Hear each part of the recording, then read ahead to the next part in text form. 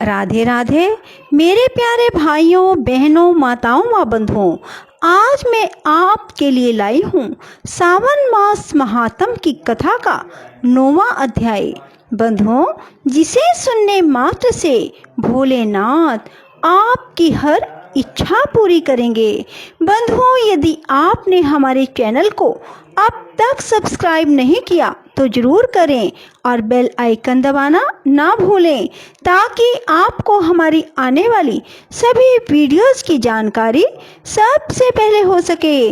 बंधुओं, कथा को पूरी सुनने के बाद कमेंट बॉक्स में ओम नमः शिवाय जरूर लिखें। बोलो शिव शंकर भोलेनाथ की जय।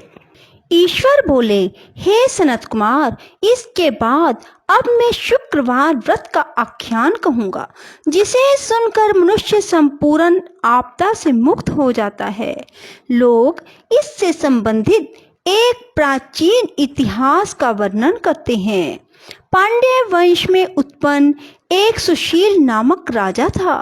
अत्यधिक प्रयत्न करने पर भी उसे पुत्र प्राप्ति नहीं हो सकी। उसकी सर्वगुण संपन्न सुकेशी नामक भार्या थी। जब उसे संतान ना हुई तब वह बड़ी चिंता में पड़ गई। तब स्त्री स्वभाव के कारण अति साहसयुक्त मन वाली उसने मासिक धर्म के समय प्रत्येक महीने में वस्त्र के टुकड़ों को अपने उदर पर बांधकर उदर को बड़ा बना लिया और अपने प्रसूति का अनुकरण करने वाली किसी अन्य गर्भिणी स्त्री को ढूंढने लगी। भावी देवयोग से उसके पुरोहित की पत्नी गर्भिणी थी। तब कपट करने वाली राजा की पत्नी ने किसी प्रसव कराने वाली को इस कार्य में लगा दिया और उसे एकांत में बहुत धन देकर वह रानी चली गई। उसके बाद रानी को गर्भिणी जानकर राजा ने उसका पुंसवन और अनवलोभन संस्कार किया। 8वां महीना होने पर सीमंतोन्नयन संस्कार के समय राजा अत्यंत हर्षित हुए।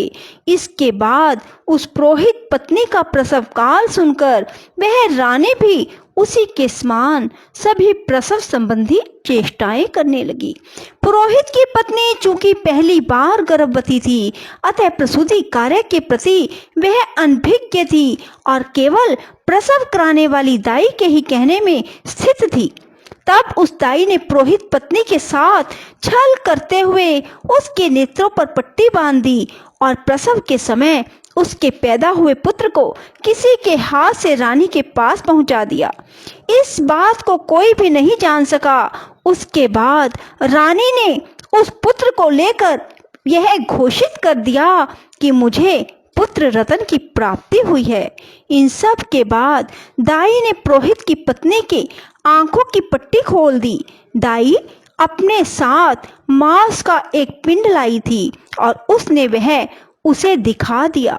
फिर उसके सामने आश्चर्य तथा दुख प्रकट करने लगी कि यह कैसा अनिष्ट हो गया और कहने लगी कि अपने पुरोहित पति से इसकी शांति जरूर करवा लेना।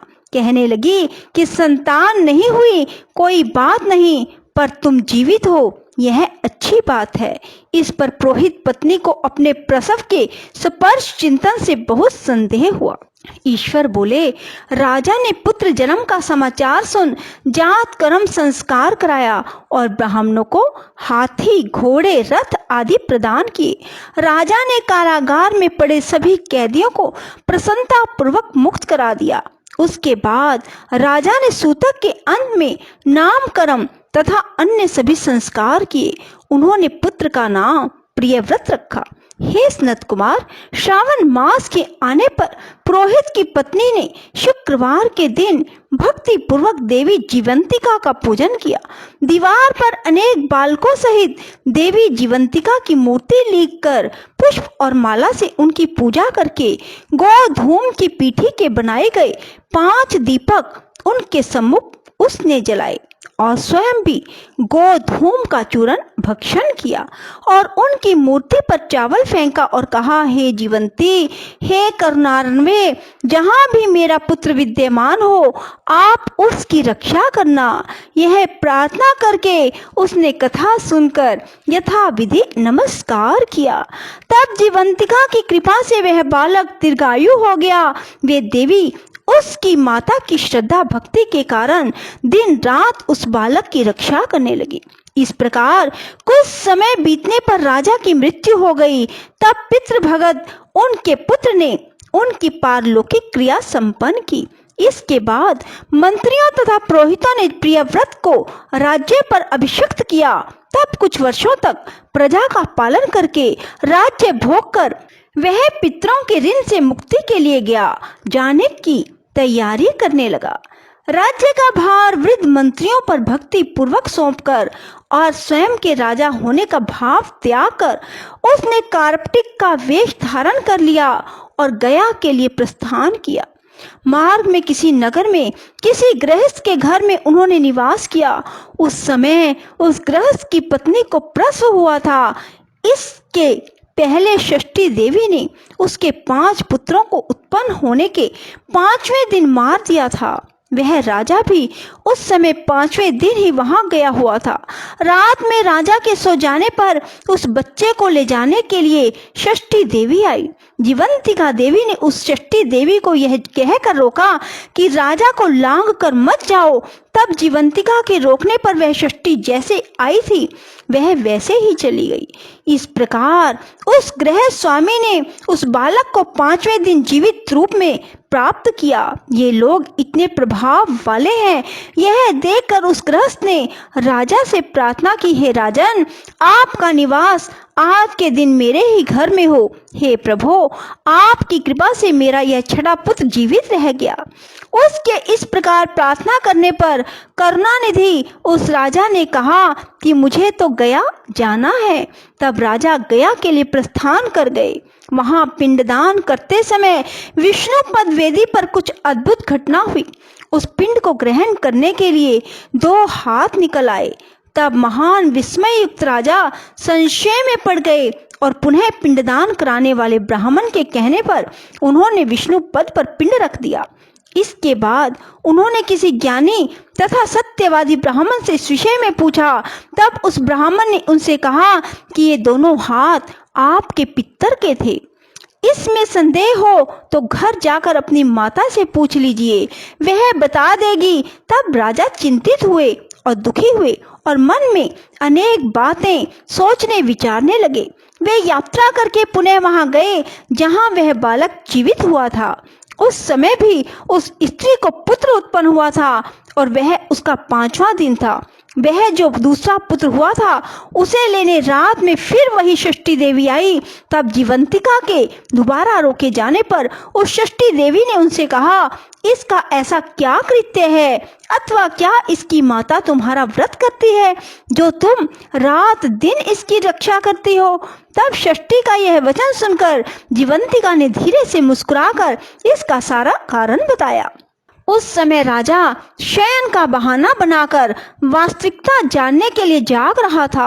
अतः उन्होंने जीवंतिका और षष्ठी दोनों की बातचीत सुन ली। जीवंतिका ने कहा, हे षष्ठी, श्रावण मास में शुक्रवार को इसकी माता मेरे पूजन में रत रहती है और व्रत के संपूर्ण नियम का पालन करती है। वह सब मैं आपको बताती हूँ। वह हरे रंग का वस्त्र और कंचुकी नहीं पहनती, हाथ में उस रंग की चूड़ी भी नहीं धारण करती। वह चावल के धोने के जल को कभी नहीं लांघती, हरे पत्तों के मंडप के नीचे नहीं जाती, हरे वर्ण का होने के कारण करेले का शाक भी नहीं खाती। यह सब वह मेरी प्रसन्नता के लिए करती है। अतः अतः मैं उसके पुत्र को किसी को मारने नहीं दूंगी। यह सब सुनकर राजा प्रियव्रत अपने नगर को चले गए। उनके देश के सभी नागरिक स्वागत के लिए आए। तब राजा ने अपनी माता से पूछा, हे माते, क्या तुम जीवंतिका देवी का व्रत करती हो? इस पर उसने कहा कि मैं तो इस व्रत को जानती भी नहीं हूँ। उसके बाद राजा ने गया यात्रा का समुचित फल प्रदान करने के लिए ब्राह्मणों और सुवासिनी स्त्रियों को भोजन कराने की इच्छा से उन्हें निमंत्रित किया और व्रत की परीक्षा लेने के लिए सुवासिनियों को वस्त्र, कंचुकी और कंकन भेज कर कहलाया कि आप सभी को भोजन के लिए राजभवन में आना है। तब पुरोहित की पत्नी ने दूत से कहा कि मैं हरे रंग की कोई भी वस्तु कभी ग्रहण नहीं करती हूँ। राजा के पास आकर दूत ने उसके द्वारा कही गई बात राजा को बता दी। तब राजा ने उसके लिए सभी रक्त वर्ण के शुभ परिधान भेजे। वह सब धारण करके वह पुरोहित पत्नी भी राजभवन में आई। राजभवन के पूर्वी द्वार पर चावलों के धोने का जल पड़ा देखकर, वहां हरे रंग का मंडप देखकर वह दूसरे द्वार से गई। तब राजा ने पुरोहित की पत्नी को प्रणाम करके इस नियम का संपूर्ण कारण पूछा। इस पर उसने इसका कारण शुक्रवार का व्रत बताया। उस प्रिय व्रत को देखकर उसके दोनों स्तनों में से बहुत दूध निकलने लगा। दोनों वक्ष तलों ने उस राजा को दुग्ध की धाराओं से पूर्ण रूप से सिंचित कर दिया। तब गया में विष्णु पदी पर निकले दोनों हाथों, जीवंतिका तथा षष्ठी दोनों देवियों के वार्तालाप और पुरोहित पत्नी के स्तनों से दूध निकलने के द्वारा राजा को विश्वास हो गया कि मैं इसी का पुत्र हूँ। उसके बाद पालन पोषण करने वाली माता के पास जाकर विनम्रता पूर्वक उन्होंने कहा, हे माते, डरो मत, मेरे जन्म का वृतांत सत्य सत्य बता दो। यह सुनकर सुंदर केशों वाली रानी ने सब कुछ सच सच बता दिया। तब प्रसन्न होकर उन्होंने जन्म देने वाले अपने माता पिता को नमस्कार किया और संपत्ति से वृद्धि को प्राप्त कराया। वे दोनों ही परम आनंदित हुए। एक दिन राजा प्रियतम ने रात में देवी जीवंतिका से प्रार्थना की, हे जीवंतिका, मेरे पिता तो ये हैं, तो फिर गया में वे दोनों हाथ कैसे निकल आए थे? तब देवी ने स्वप्न में आकर संशय का नाश करने वाला वाक्य कहा, हे प्रियतम, मैंने तुम्हें विश्वास दिलाने के लिए ही यह माया की थी, इसमें संदेह नहीं है।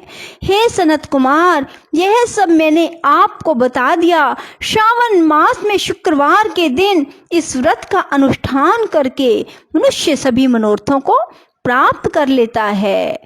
बोलो शिव शंकर भोलेनाथ की जय, जीवंतिका देवी की जय।